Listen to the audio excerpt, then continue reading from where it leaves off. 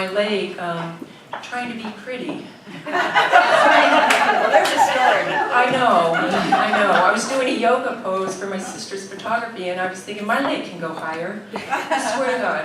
It's very strange. Okay. This is titled The Bird, the Bald Spot, and Avocado plus a Spiritual Binge. Not necessarily in that order. I'm showing my bald spot more and more, parting my hair for almost anyone. I was at my boyfriend Dave's. His cleaning lady asked if there's anything she could pay particular attention to. Without hesitation, I bowed, parted my hair, and showed her. It's not good. But I'm back home in my big bath. The water's warm, spiked with lavender and Epsom salt. I light my candles, sit back and take a deep breath. I smell fluffy towels. I hate fluffy towel smell. I blow out the evil warm wax. Fuck these candles I bought at the 100 yen store for 150 yen. Oh, layovers. I love layovers. But being a flight attendant has been mentally tricky. I flip in on myself, become more neurotic. Can I become more neurotic? Well, I've made new intentions to be mentally in control, spread joy, and not be a buzzkill to myself or others. I'm also taking the 30-day no complaining challenge with that infinite love and gratitude guy. Well, in the last 7 days, could be 8, I've flown through 20 time zones. Are there 20 time zones? Oh wait, 41 time zones if you count both ways. Sure, sounds fun. Manis and petties in Beijing, buying candles in Narita at the 100 yen store for 150 yen. Beers and brats in Munich. I love beers and brats. But I can't keep my flight straight or form a coherent thought. On a flight to, I forgot where, a businessman from first class comes to the village galley. That's the tiny kitchen in the back of the plane. He introduces himself as, I forgot who, but he says, "Hi, I buy and sell planes for your company. How's your flight going today?" He looks at my name tag, Kelly. Oh shit, management on the plane. Be the brand, smile. I peel off my gloves, open my mouth in a fake yawn, tweeze out my foam earplugs, and brush a feather off my apron. "How do you like your new uniform?" They're not made for swimmers. I feel all hemmed in.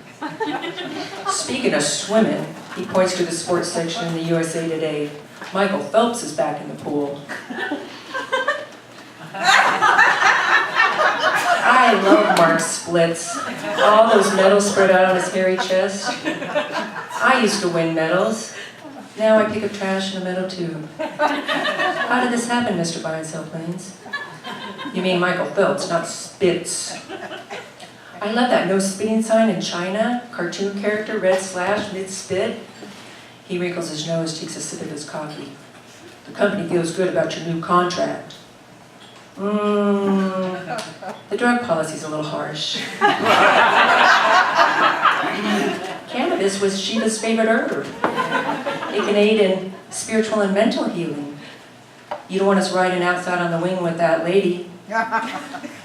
Dr. Sanjaya, the handsome Indian man, thinks it can heal.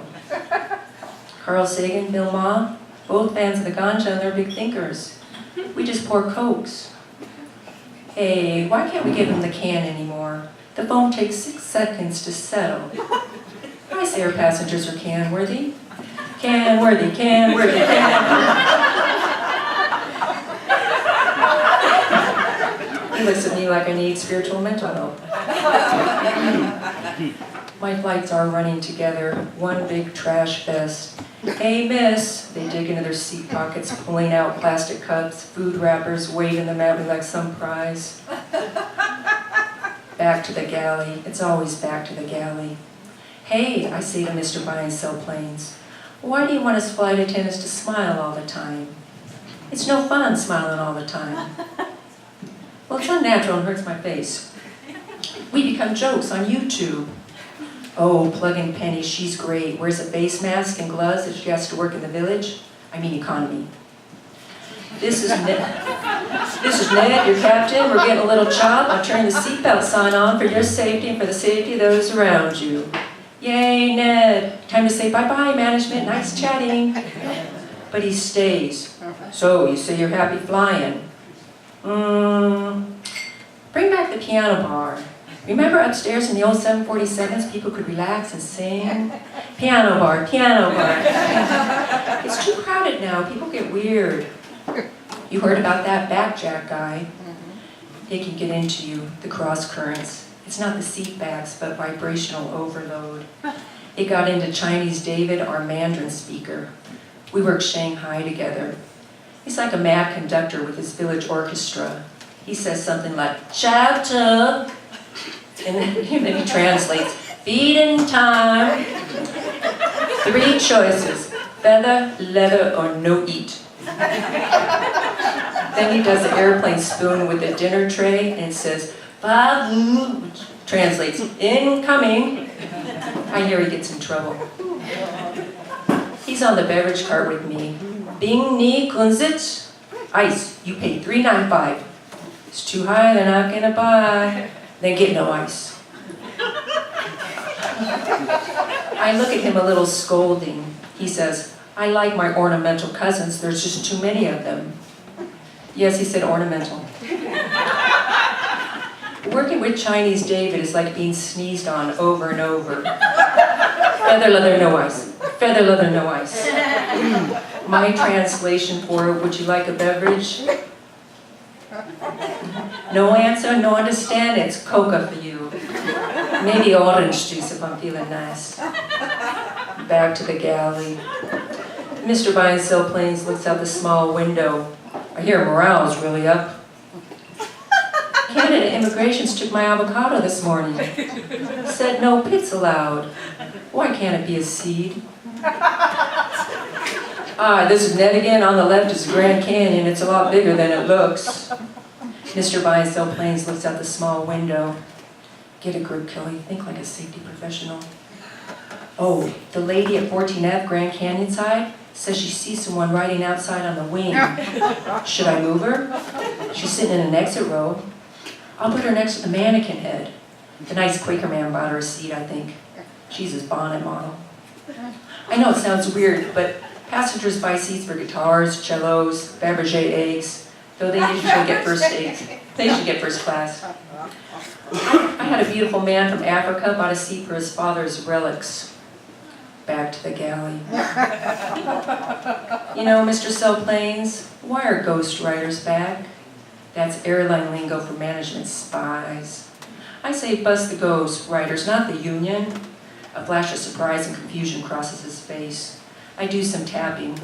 I learned it on You Can Do It Radio. Then I say, hi yourself, come in. Shit, nothing. Stay positive, neutral at least. You know, Mr. Sell Planes, there's a bird on board. Got on in Newark with the galley. Not a measly sparrow, but a big bird like a crow. My flying partner thinks they defy God. If you hear screams, it's probably just the evil bird. My flying partner gets some toy wings out of the stew kit and brings them to me. Hand these out to kids, Kelly, it'll make you feel better. I feel fine. Okay, give me some wings. I set one down next to the mannequin head, look at the exit row lady and hand her two. Back in the galley. I look at management. Why can't I wear my Bose headsets? I can still hear. This is Ned, your captain again. We come to a holding pattern. Oh, look, I point to the TV monitor. I love seeing those donuts we make on SkyMap. We really are just going in circles, aren't we? It's a privilege to work here. You know how many people want to work here? How many?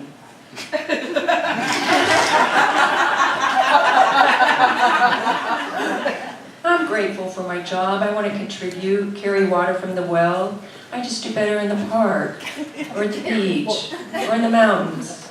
I could bless the squirrels, admire the trees, teach kids how to surf or ski. Natural forward motion is the best, but propelled through the sky in a metal tube at 600 miles an hour? How do you stop? I could quit, but I can't quit. Well, maybe I could move on, like my reverend did. Quit his own church.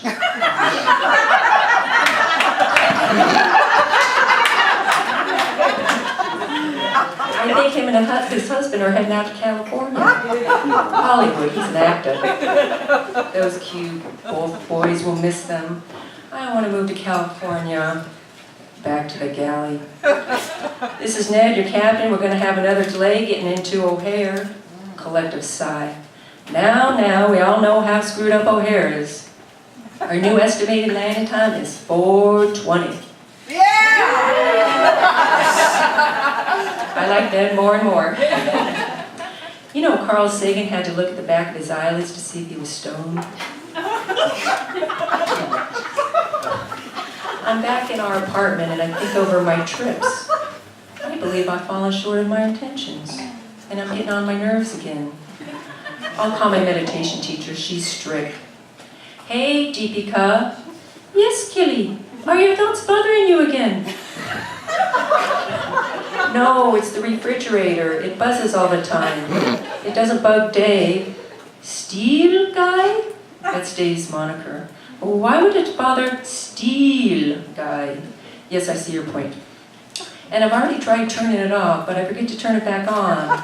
And my watermelon and Baba Ganoush goes bad. Hey, that's got a nice sound to it. Baba Ganoush gone bad? Deepika? Yes, Killy. My mantra. Is it so hum or so hum? Am I asking a question or do I know the answer?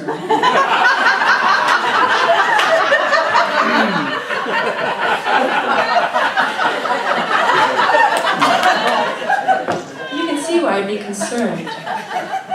Killy, do not let your thoughts bother you, Killy. Meditate. Well, that was no help. I bike to the new energy store, smell sweet incense, pick up a crystal and bring it to my heart. The sales lady asks if I need help. Do I look like I need help? Well, I was wondering if you have any stones that work on refrigerators and absorb negative energy from people who buy and sell planes and serve feather leather on planes, mannequin heads, never like that bonnet model, crows that defy God, candles that smell like fluffy towels, bald spots, and people who take avocados. And my thoughts about all of it? She hands me a black rock the size of a tangerine. I put it in my pocket. It's gonna fucking bulge in my uniform. This won't work, I tell her. She looks at me with new age sympathy. How about a pendant? We can order one. No, I need it now. Do you have any bracelets? She feels the assortments of bracelets. She's a Reiki teacher too. This one. Are you sure it's strong enough? Oh please, I try it on. Fuck, the beads are pinching my wrist hairs.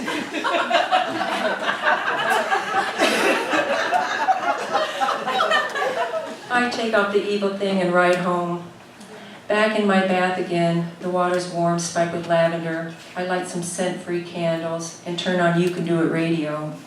Oh great, it's the no complaining, infinite love and gratitude guy. I'll listen. Would you choose to be a complainer or a buzzkill if you had a choice? Hell no. Say it. Hell no? Say it like you mean it. Hell no. I would not choose to be a buzzkill and complainer. Infinite love and gratitude. Say it. Infinite love and gratitude? Say it like you mean it. Infinite love and gratitude. You know what heals everything? What? I bolt up, grab my iPhone, hit the volume up, up, up. Oh no, no, no. Disconnect. Nothing. Silence. Could Deepika be right? Meditate? Let me think about that.